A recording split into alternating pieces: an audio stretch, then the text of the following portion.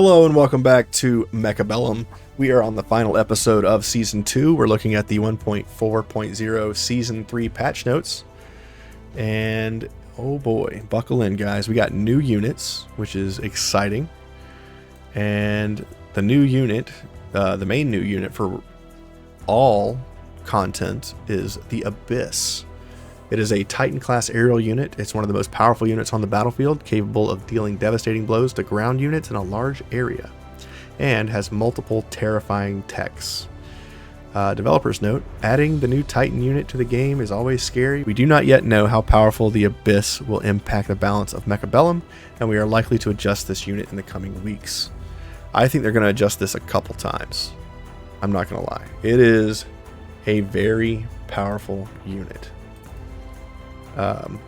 Here's the stats. So it costs 800. It costs I think 200 to unlock. And aerial unit specialists can unlock it for free, and same thing with giant specialists, I think, can unlock it for free. It has an upkeep of 200 credits per round, but you can reduce that with some of the tech that it has. And it's got 81,000 HP effectively. It moves at 10 meters per second. It has an attack of 3,508. But the beam that it shoots out is a raking beam. It lasts 2 seconds long, and each 0.1 seconds of the beam is 3,508 damage. It's a lot of damage. It's got a 100-meter range, and its attack interval is 4 seconds. So it means it has a beam for 2 seconds, 2-second cooldown, beam for 2 seconds. And it can target both air and ground, but it has to target air only or ground only on each of its attacks. It can't do air and ground. It can only do one at a time. But it's still super crazy. Very crazy unit. The Mountain is a new survival brawl mode unit, and it looks like this. A Titan-class unit that can be found in survival mode and free-for-all mode. The Mountain's strong armor can block almost most attacks on the battlefield, and its multiple giant cannons can deal heavy blows to enemies from a great distance. So it is a massive fortress, basically. It's got 4 shoulder cannons. It looks a lot like the Thor from StarCraft 2, if you're familiar with that unit. And the stats on the Mountain are as follows. Okay, so this isn't default. This is with everything on it. It has 180,000. And then it does 1059. It has 8-second shots, and it has a burst of 8 meters. It only attacks ground units, though. And it's got a lot of techs, as you can see here. In fact, the techs are mountain plating, which is, I guess, this big shield here. Block 1,000 damage per rank. So every level of this is going to be an additional 1,000 damage.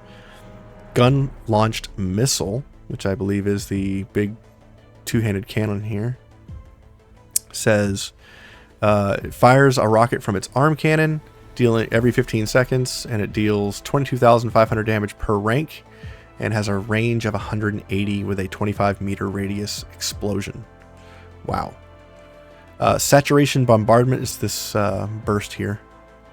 It is increases range by 40, splash range by 3, and each attack fires 16 shells in succession. And the shells spread out over a wide area, but it increases attack interval by 300%. Extended range ammo increases range by 160, which I'm guessing is the Mountain with the little range over it. But attack decreases by 75%. So with this technology, the 1059 is reduced by 79%, so it actually hits for like 4,300 damage, 4,200 damage per shot. That's a lot. Increases range by 160, so yeah.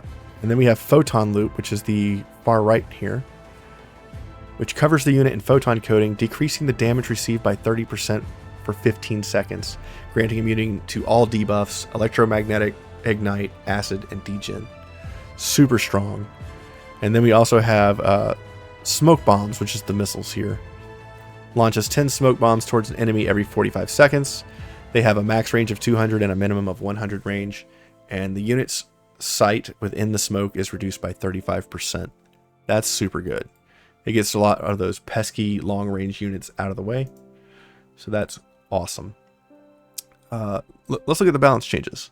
So the Hound unit, the radius of the fire extinguisher was massively buffed. It goes from 30 to 38. Super good. Arclight had the health pool of the Arclight nerfed by 14%, and now the armor enhancement of the Arclight has a bonus of 50% instead of 35, which is a good buff to that. So I think if you're running Arclights with armor, you're going to see an overall buff to the armor, or the total hit points, because armor is going to be 50%, so it'll be over 6,000 at level 1. And I think overall, the armor enhancement is going to provide more HP than before. So that's interesting. And the reason they made this change was the pick rate and the win rate of the Arclight was much higher than average, and the change hopes to nerf the survival ability of the Arclight while maintaining its efficiency against small units. I'll agree with this. I think that's right. They nerfed the Mustang damage by a single point of damage, which is a 3% nerf. And they said that the Mustang is the most picked unit besides the Arclight, and this adjustment will slightly reduce the efficiency against high HP units while keeping its effective against small units intact. Yeah, I would agree with this. The best way to counter Mustangs really is if you pick armor against whatever you're fighting against the Mustang, that damage blocking effect will reduce the damage by 60. And since damage can't be reduced below 1, they'll do just 1 damage to your unit for every shot from the Mustang, rather than 36. However, if the Mustang levels and your unit is still 1 level behind, they'll do a lot more damage. So it'll go from like 1 to 20 or something like that per shot. Instead of reducing it to 1, it'll just reduce to 60 and then whatever else. But for every level that you get on a unit with armor, will reduce the Mustang of the same level to 1. So that's good to know. I like that change for the Mustang. Specialists, the different cards that you pick, whatever specialist, some of those got changed. It looks like they buffed the Amplify specialist by 200 HP. And then they nerfed the Supply specialist HP by 100. And then they nerfed the Rhino specialist by 200 HP. Okay. I don't really play enough of Supply and Rhino and Amplify to really notice these types of changes. I just know that when I'm playing badly, it really shows up because I lose all of my HP. Initial unit. That is when you pick the specialist, the units that the specialists are showing also have an HP value assigned to them. And Crawler and Mustang gets a 100 HP buff. The Hound Mustang gets a 100 HP buff. I can agree with these. Those feel pretty weak compared to the other ones that are more well-rounded, with like a tanky unit and then like a support unit. Sabertooth Fang openers. Okay, it looks like all of the Sabertooth openers have been buffed by 200 HP, and I can agree with this change. The HP, or the Sabertooth is my favorite unit, but when you blind pick the Sabertooth pack into like steel balls or whatever, it feels pretty bad. Most of the time you pick a Sabertooth at, before the game even starts, it feels pretty bad because you usually want to pick a Sabertooth when you need it, not necessarily as a starting unit. It's really good at taking out single targets, but it suffers massively if there's small targets that you don't want it to get hung up on surrounding it. So if you get like your Sabertooth stuck on crawlers or fangs or, trash units like sledgehammers that are just basically chaff that you don't want it to get hung up on, you want these Sabertooths to be focusing on the bigger targets or the single targets like Arclight, Marksman, Fire Badger, things like that, other tanks, tarantulas, stuff like that, fortresses, big units. If you, are sending all of your shots into chaff on your Sabertooth, it just feels terrible. So I can agree with these HP changes. It gives you an extra round or two of life to actually stabilize and pivot into something that, you know, might be better for your strategy. So I can agree with these changes. New variant cards. So we have 3 new cards that you can pick from in between rounds when you get the 4 selections. And it is Extended Range Sabertooth, which increases the Sabertooth's range by 30 but decreases the HP by 40 and the attack by 20. Okay. And you can pick this card and still get the tech to increase the range for the Sabertooth by 40.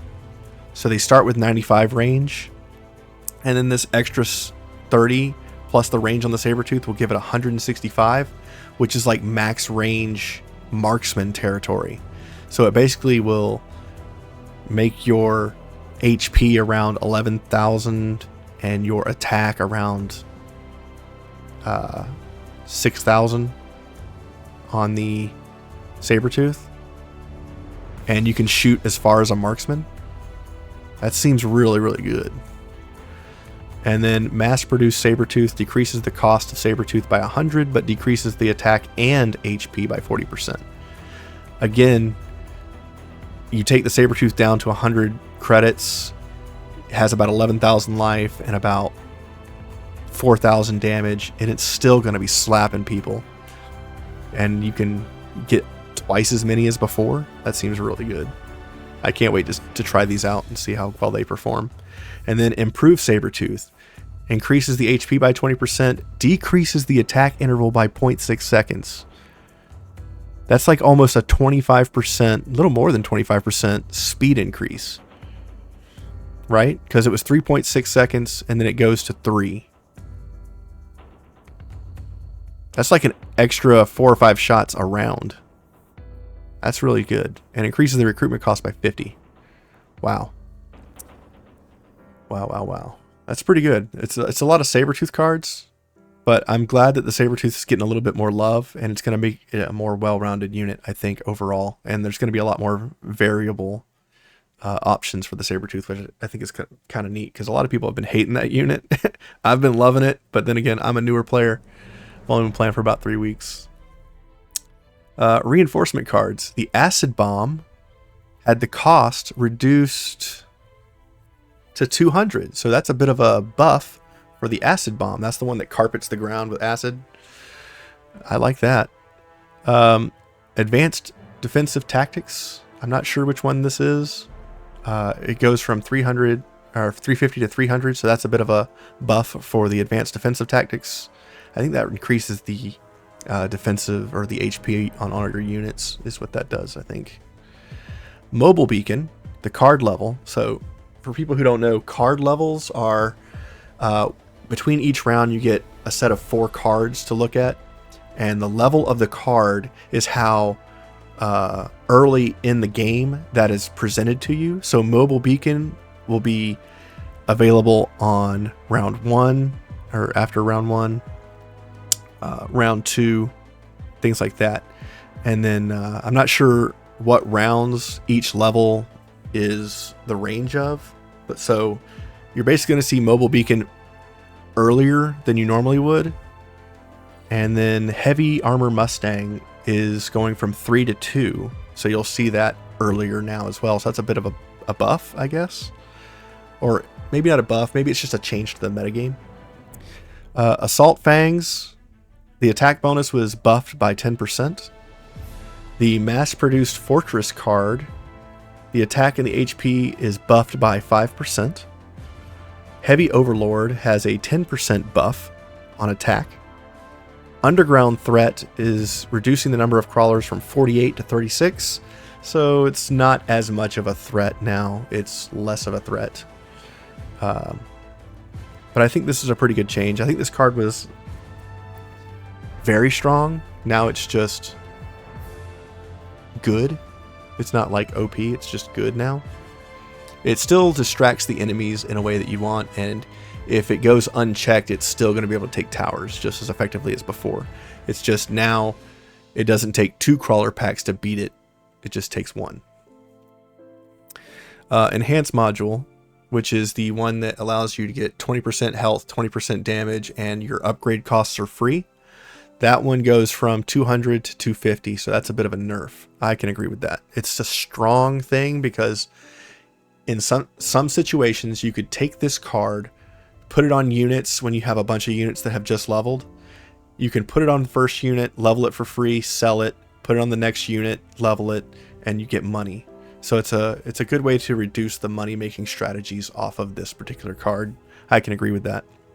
It looks like the metagame change for subsidized Mustang, subsidized Arclight, and subsidized Marksman are coming later in the rounds. So they're going from a card level 2 to a card level 3. So you'll see them on like turn 4 rather than turn 3 or whatever the card level is for that.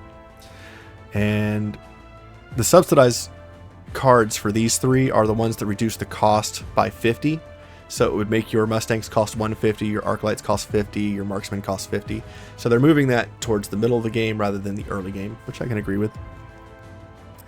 Improved Melting Point is no longer a level 1 card, it's now a level 2 card, which is going to free up some of the early game stuff for like Mobile Beacon or some of the early game cards that are more effective, because it's kind of hard to tell if you even want to go Melting Point after round 1 or round 2.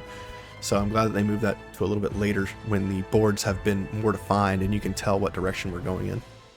And then other changes they made is now you can change the difficulty of the AI in 2v2 and Brawl, and spectators can now see the specialist options offered to players at the beginning of a game. And now there's a countdown clock when the time is running out during your specialist selection at the beginning of the game. I think these are great changes and I'm glad to see it. And put in the comments what you think, you know, how you feel about some of these changes, and you know, I'm expecting them to change Abyss quite a couple times, you know, 2 or 3 times at least during the season, because it's going to be a very big metagame shakeup on how to deal with that particular unit. And yeah, I'm excited about Mechabellum Season 3. I've had a lot of fun with this game for $15. You can't really beat that. I've had like 110, 120 hours in the game. And it's just been a lot of fun, and yeah, it can be definitely frustrating in the middle of like Diamond and Gold when you're like winning all the games and then you start backsliding. You lose 4 or 5 games in a row and you're just like, ah. But when you get emotional like that about a game, you know it's a lot of fun. You know, it's competitive and it's good, and I'm excited about Season 3, and I'll see you there. Thanks for watching. Have a great day. Hit that like and subscribe, and keep an eye out for the Season 3 content because it's coming.